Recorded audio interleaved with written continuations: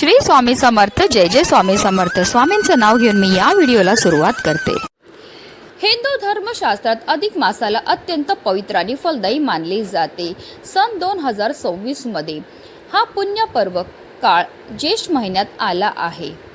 याला अधिक ज्येष्ठ मास असे म्हटले जाते. त्याची कालावधी 17 मे 2026 ते 15 जून 2026 असणार आहे.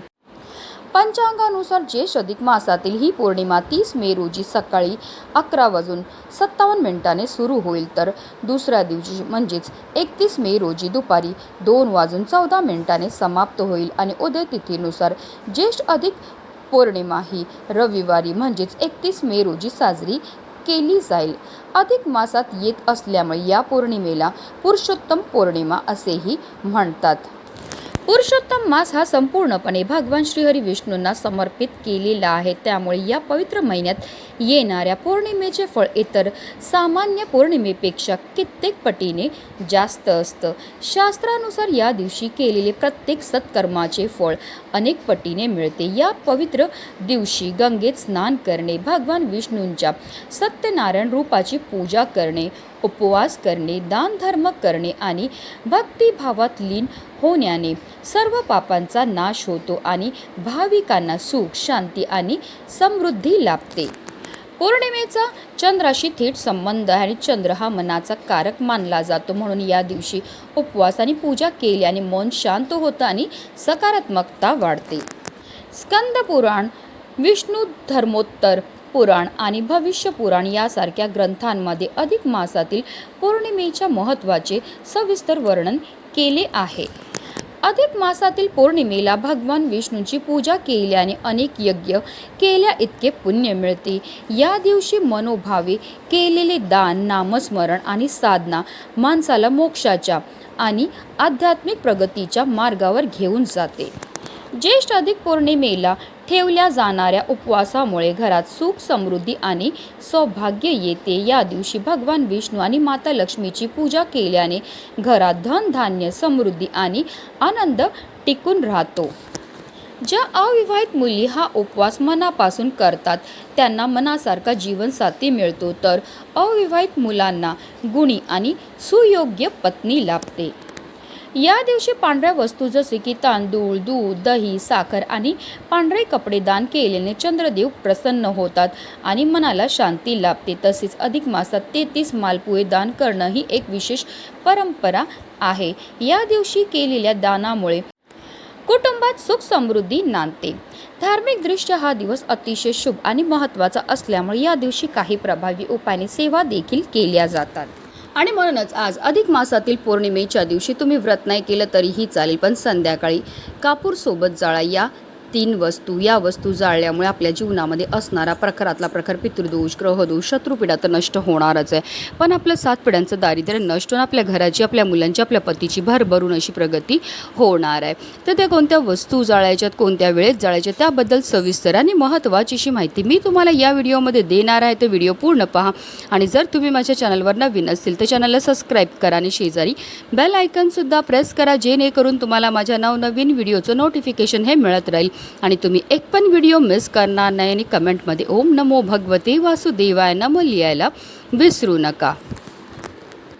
अगदी तुमच्यापासून माझ्यापर्यंत प्रत्येकजण खूप मेहनत करतो, खूप कष्ट करतो, जेणेकरून आपल्या आयुष्यामध्ये सुख, समृद्धी नांदेल. पण बऱ्याचदा काय होतं ना, आपल्या घरामध्ये काही दोष असतात की आपल्यामध्ये काही दोष असतात, त्यामुळे सुद्धा आपल्याला कोणत्याही क्षेत्रामध्ये यश मिळत नाही. आपण मेहनत तर करतो, कष्ट तर करतो, पण आपल्या कष्टाला, आपल्या नशिबाची साथही मिळत नाही. आपल्या घरी पैसा तर येतो, पण आलेला पैसा टिकून राहत नसेल, जर तुमच्या घरामध्ये वारंवार भांडणं होत असतील, कल होत असतील, आजारपण येत असेल, मुलं खूप चिडचिड करत असतील, हट्टीपणा करत असतील, त्यांना केलेला अभ्यास लक्षात राहत नसेल, किंवा तुमची मुलं खूप शिकलेली आहेत पण त्यांना मनासारखी नोकरी प्राप्त होत नसेल, नवरा बायकोमध्ये पटत नसेल, घरामध्ये कायम भांडणं, कलह होत असतील, तर या प्रकारच्या समस्या का निर्माण होतात?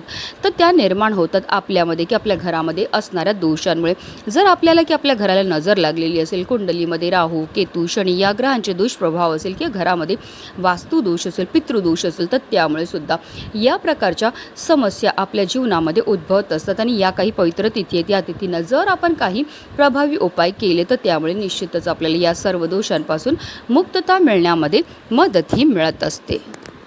आता हा उपाय आपल्याला कधी करायचा, तर हा उपाय आपल्याला संध्याकाळी 6 वाजल्यापासून 7:30ची जी वेळ असते ती माता लक्ष्मीची आगमनाची वेळ असते. आणि त्यावेळेमध्ये जर आपण काही प्रभावी उपाय केले तर त्यामुळे माता लक्ष्मी आपल्यावर प्रसन्न होते आणि तिचं अखंड आगमन आपल्या घरामध्ये होत असतं. पण आता काही कारणास्तव जर तुम्हाला या वेळेमध्ये हा उपाय करणं शक्य नाही झालं तर अगदी रात्री 12 वाजेपर्यंत सुद्धा तुम्ही हा उपाय जो आहे तो करू शकतात. हा उपाय सुरू करायच्या अगोदर सर्वप्रथम आपल्याला देवघरामध्ये दिवा हा प्रज्वलित करून घ्यायचा आहे. कारण कोणतीही सेवा किंवा कोणताही उपाय जर आपण अग्नीच्या साक्षीने केला तर त्यामध्ये आपल्याला निश्चित सफलता ही प्राप्त होत असते. त्यानंतर आपल्याला विधिवत देवपूजा ही करून घ्यायची आहे.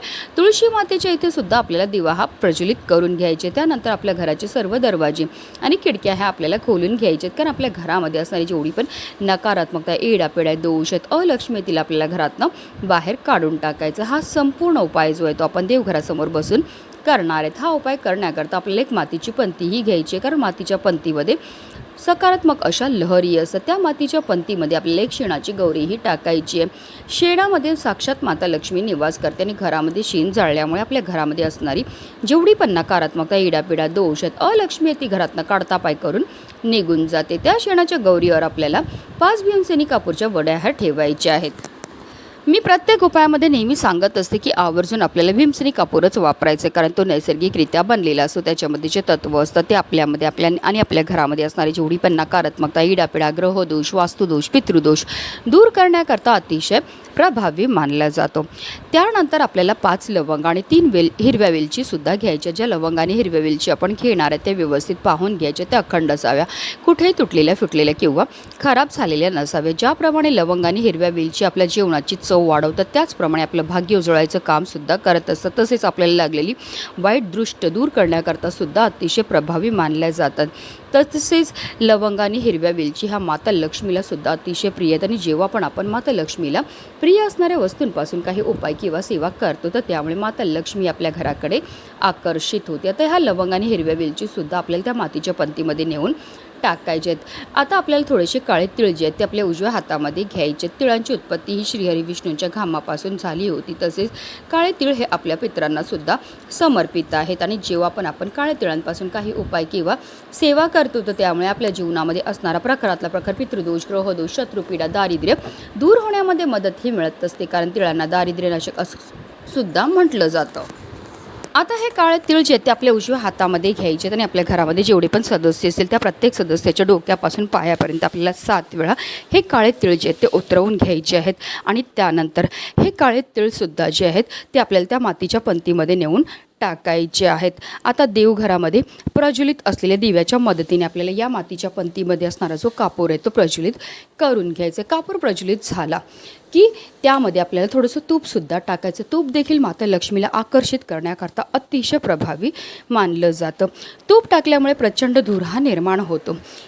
काही वेळाकरता ही मातीची पंती जी आहे ती आपल्याला देवघरासमोरच ठेवायची. त्यानंतर ही मातीची पंती आपल्याला तिकडनं उचलायची आणि याचा जो धूर आहे तो आपल्या संपूर्ण घरामध्ये आपल्याला फिरवायचा. फिरवताना निरंतर आपल्याला ओम नमो भगवते वासुदेवाय नमः या प्रभावी मंत्राचा जप हा करायचा. संपूर्ण घरामधनं हा धूर फिरवून झाला की आपल्याला आपल्या मुख्य प्रवेशद्वाराच्या उंबरठ्यावर बरोबर मधोमध नेऊन या मातीच्या पंतीला ठेवायचं. जिथपर्यंत कापूर प्रज्वलित तिथपर्यंत निरंतर आपल्याला मंत्राचा जप हा करायचा आहे. जेव्हा आपण कापूरसोबत या वस्तू जाळतो त्याचबरोबर मंत्राचा जप करतो त्यामुळे आपल्या घरामध्ये असणारी जेवढी पण नकारात्मकता, इडापिडा, ग्रहदोष, वास्तुदोष, पितृदोष दूर होतो. आपल्या घरामध्ये असणारी जी अलक्ष्मी ती घरातनं काढता पाय करून निघून जाते. आणि ज्या घरामध्ये कोणत्याही प्रकारचे दोष नसतात त्याच घरामध्ये माता लक्ष्मीचं आगमन हे होत असतं.